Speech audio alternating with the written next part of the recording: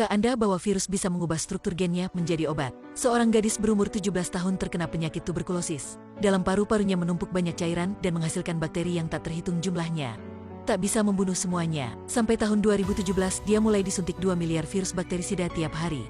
Inilah virus bakterisida. Dia hanya membunuh bakteri, bahkan ialah pembunuhan besar. Akhirnya, setelah jangka waktu terapi, virus bakterisida membunuh hampir semua bakteri dalam tubuh sang gadis. Tapi ADN di atas tingkat katan pada umumnya juga bahaya.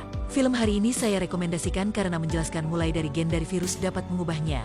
Sang ilmuwan ini selalu terlihat sombong di depan media massa. Kami telah berhasil memodifikasi virus yang infeksius akut sehingga dapat menyembuhkan kanker. Dia juga bicara satu kalimat dengan nada yang sombong. Kami memilih sesuatu yang diciptakan oleh alam, menelitinya dan pemrograman ulang. Tapi dia tak bisa menebaknya. Setelah 3 tahun, manusia berubah menjadi bentuk lain. Rerumputan tumbuh menjadi debu, sepi, semua jalan sepi dari kerumunan orang. Virusnya memang benar menyembuhkan manusia dari kanker. Tapi karena terlalu cepat sehingga dia mulai merubah gennya. Orang yang terinfeksi menunjukkan gejala rabies dini. Setelah itu, bulu rambut mulai rontok, hilangnya memori, kasih sayang, dan pikirannya. 90% yang terjangkit penyakit sudah mati. 10% lainnya nanti kalian akan mengetahui kondisinya bagaimana. Di kota New York hanya ada seorang pria dan seekor anjing. Mereka setiap hari mengemudi mobil sport di dalam badai besar di kota. Sebelum matahari terbenam, dia akan pulang ke rumah menutup pintu. Tutup semua jendela dengan pintu besi. Sampai malam, seluruh kota mulai bergema suara dari teriakan. Sang pria dan anjingnya bersembunyi di dalam kamar mandi, memeluk senapannya dengan pikiran yang tegang dan tidak bisa tidur.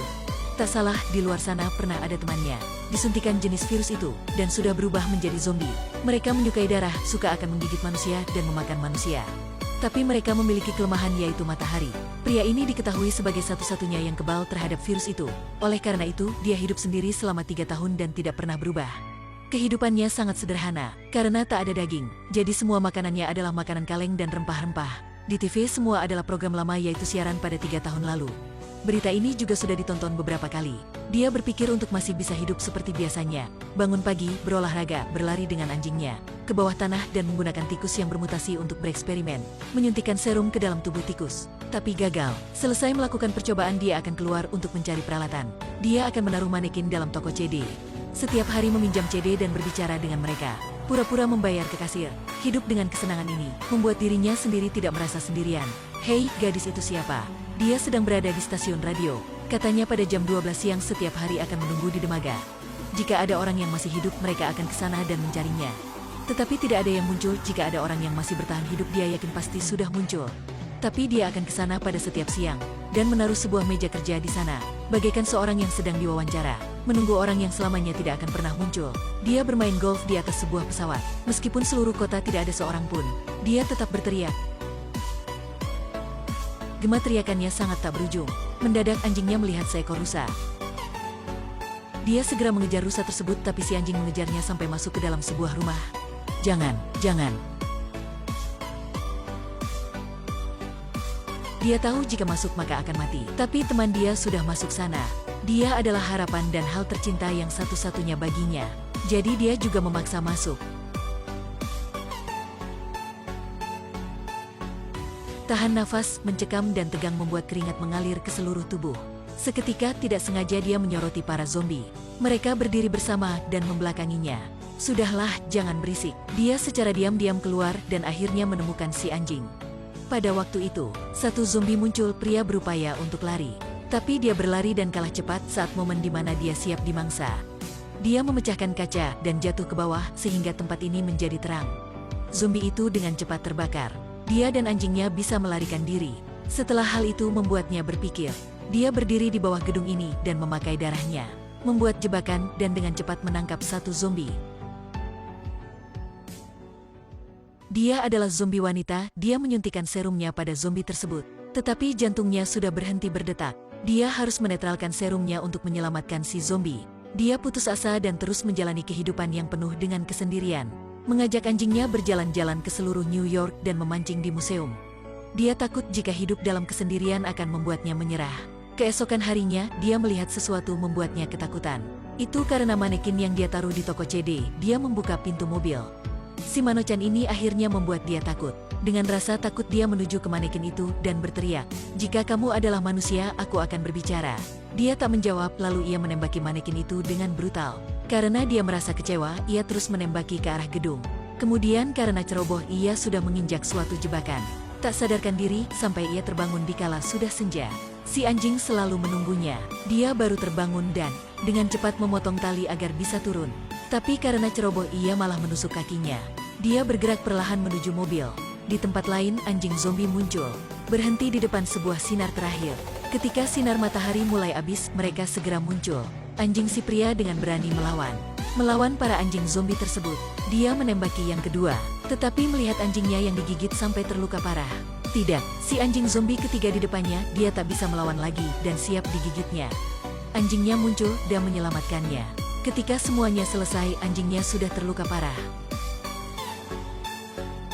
Aku akan membawamu ke rumah. Sang pria dengan cepat pulang, menyuntikkan si anjing dengan serumnya dan memeluk si anjing. Sang Mahaksa tidak mencintanya, si anjing sudah terkontaminasi virus tersebut. Sang pria memakai sepenuh kekuatannya, mencekiknya sampai temannya mati. Dia mengubur si anjing dan sendirian mengemudi di jalan raya. Dia melihat kursi samping sudah kosong. Kursi selalu ditempati oleh teman yang sangat setia. Kursi itu pernah menjadi satu-satunya alasannya dalam kehidupan yang buruk ini. Dia sudah tiada. Sang pria juga tak bisa hidup. Malam ini, sang pria ke tempat yang dipenuhi zombie. Matanya ingin membunuh semua zombie.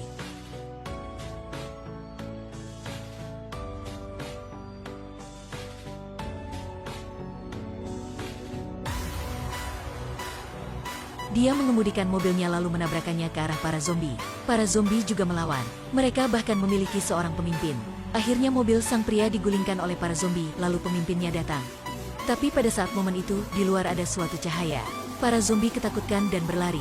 Sang pria tiba-tiba ada di rumah. Yang menyelamatkannya adalah seorang wanita dan bocah. Mereka adalah orang-orang kebal terhadap virus itu. Sang pria sudah lama tak bertemu dengan orang lain jadi sedikit malu. Tapi dalam hatinya sangat senang. Mereka keluar bersama dan mengecek jebakan zombie. Sang pria tidak percaya ini bisa dibuat oleh zombie. Dia terus-menerus bilang zombie tak memiliki pikiran, tak bisa mengembangkan pikirannya. Sampai ketika malam, mereka menemukan para zombie mengikuti mereka. Banyak zombie menuju ke rumahnya, dia membuka lampu sinar ultraviolet, tapi dihancurkan oleh zombie yang mengejarnya. Setelah itu dia mengaktifkan bom yang dia tekan dahulu. Ledakan itu membuat semua zombie mati. Tapi rumahnya juga kehilangan pintu. Si pemimpin zombie masuk, sang pria melawannya dengan senjata dan menembakinya sampai ke bawah tanah. Dia mengajak sang wanita dan bocah untuk bersembunyi di belakang kaca anti peluru. Para zombie dari luar menyerbu kaca tersebut. Saat momen bahaya itu, mereka menemukan. Serun sang pria menunjukkan hasilnya kepada si zombie. Zombie wanita itu sudah berwarna layaknya manusia. Si pemimpin terus-menerus menabrakkan diri ke kaca. Kekuatannya yang tak terprediksi dengan cepat membuat kaca itu pecah. Akhirnya sang pria memakai serumnya dan membiarkan sang wanita bocah untuk bersembunyi di tempat anti api.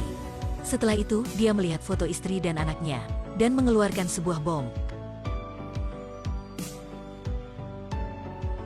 Hasil yang sangat tragis adalah akhir yang pertama. I Am Legend, film ini juga memiliki akhir yang kedua. Zombie setelah menembus kaca tersebut, mendadak berhenti, setelah itu melukis seekor kupu-kupu. Sang pria paham akan hal itu, setelah itu dia pegang punggung zombie wanita itu. Ada tato kupu-kupu. Ternyata, dia menangkap istri sang ketua zombie. Akhirnya, dia berhenti menyuntikkan serumnya, membuka pintu dan mengembalikannya kepada si pemimpin. Dia gendong istrinya dan pergi, hanya memberinya suatu tatapan yang tidak pernah lupa. Beberapa orang menyukai akhir yang pertama, beberapa orang juga menyukai akhir yang kedua. Dalam akhirnya pertama, sang pria dikenal sebagai legenda. Dia bertahan 3 tahun sendirian dan memenangkannya. Akhirnya bersama lawanan menyelesaikan mimpi buruk tersebut. Tapi dalam akhir yang kedua sang pria terus hidup. Tapi menjadi orang yang jahat. Ternyata dia selalu menganggap manusia sebagai lawanan. Tetapi mereka yang sudah berevolusi bisa saling mencintai. Tapi dia selalu meremehkannya dan selalu berpikir mereka adalah lawanan. Tak hanya membunuh banyak percobaan, tapi juga menghilangkan cinta sejati manusia. Tapi di sudut pandangan lain, dia juga sama dengan ilmuwan yang membuat virus tersebut, ingin berbuat hal baik, ingin mengubah semuanya. Tapi tak memahami, dunia dan alam semesta memiliki aturannya sendiri. Aksi apapun yang ingin mengubah alam akan mendapat hasil tak bisa duga. Dari sudut ini ia baru mengetahui, I Am Legend meskipun adalah film bertema zombie, tapi artinya sebenarnya adalah pesan untuk menjaga lingkungan. Dan bilang kepada kita, virus juga berguna. Setiap racun juga ada penangkalnya, zombie juga memiliki kasih sayang. Dan kebaikan hati juga bisa membuat hal jahat. Kedua akhir tersebut memiliki pertanyaan yang sama. Saya sedang dengar. Saya sedang dengar. Kalimat ini menjadi kesimpulan terakhir film zombie ini.